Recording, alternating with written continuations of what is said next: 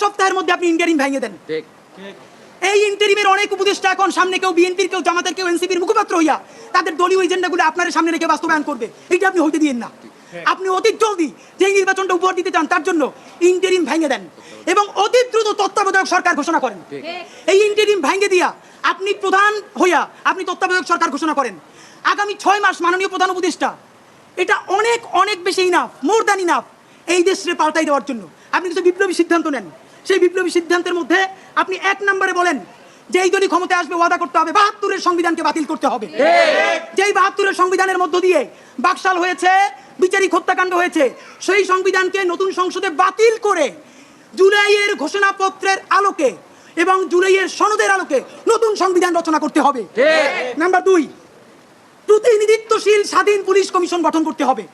আমরা বলেছি শুধু পুলিশ কমিশন না, কারণ এই পুলিশ যদি জানে আগামীতে বিএনপি ক্ষমতায় আসবে, জামাত ক্ষমতায় আসবে, সে হোমওয়ার্ক কইরা প্রত্যেকটা কেন্দ্র দখল করে ব্যালট ভরে দিবে, কারণ সে জানে তাহলে তার পোস্টিংটা ভালো হবে। সুতরাং আমরা চাই একটা প্রতিনিধিত্বশীল স্বাধীন পুলিশ কমিশন। এটা যদি 10 জনের মেম্বার হয়, 2 জন বিরোধী দল থেকে থাকবে, 2 জন বিশ্ববিদ্যালয়ের শিক্ষক থাকবে, 1 জন শহীদ পরিবার থেকে থাকতে পারে, এই পুরো সরকার থেকে থাকবে 5 জন, বাকি 5 জন অন্য স্টেক থেকে। যদি সেটা হয় তাহলে ন্যূনতম তাকে কিন্তু একটা কন্ট্রোল করা যাবে। নাম্বার 2, আপনি ন্যূনতম জুডিশিয়াল রিফর্ম না করে আপনি কিসের নির্বাচন দিচ্ছেন?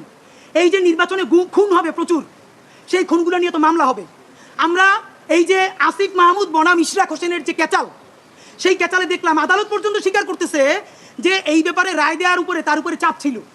কোনো রাজনৈতিক দল ক্ষমতায় নাই, সেই অবস্থায়ও যদি আদালত বলে যে এই রায় দেওয়া তার উপরে চাপ ছিল, তখন রাজনৈতিক দল থাকবে, তখন তো চাপ লাগবে না, তখন আইন মন্ত্রণালয় দিয়ে লিখে পাঠাবে, সে শুধু সাইন করে দিবে। সুতরাং আপনি জুডিশিয়াল রিফর্ম কি করলেন সেইটাকে আপনাকে স্পেসিফিকলি বলতে হবে। জনপ্রশাসন সংস্কার, সব কিছুতে একমাত্র বিসিএস প্রশাসন ছড়ি ঘুরাবে তা হইতে পারে না। আপনি ক্ষমতার ডিসেন্ট্রালাইজেশন করেন, আপনি পুলিশকে একটু ভিন্ন করেন, আপনি অন্যান্য ক্যাডারগুলোকে আরেকটু এম্পাওয়ার করেন। এই যে জনপ্রশাসন সংস্কারের মধ্যে প্রশাসকরা নিজেদেরকে প্যারালাল রাষ্ট্র ভাবে, এইটি আপনি ন্যূনতম ভেঙে দিতে না পারলে আবার তো সে আমলাতান্ত্রিক দেশ করবে। এবং আপনাকে সর্বশেষ আমরা বলতে চাই, আগামী 6 মাস আমরা আপনার কাছে অ্যাকশন দেখতে চাই।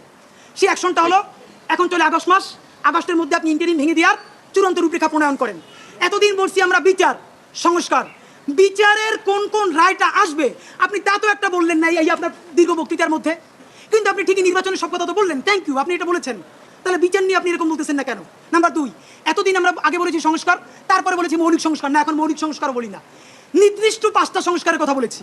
আমরা পুলিশের সংস্কার চেয়েছি, আমরা জুডিশিয়াল রিফর্মের কথা বলেছি, আমরা নির্বাচন কমিশনের যে বর্তমান প্যাটার্ন এইটা ভেঙে দেওয়ার কথা বলেছি। প্লিজ, কোন সংস্কারটা কবে হবে?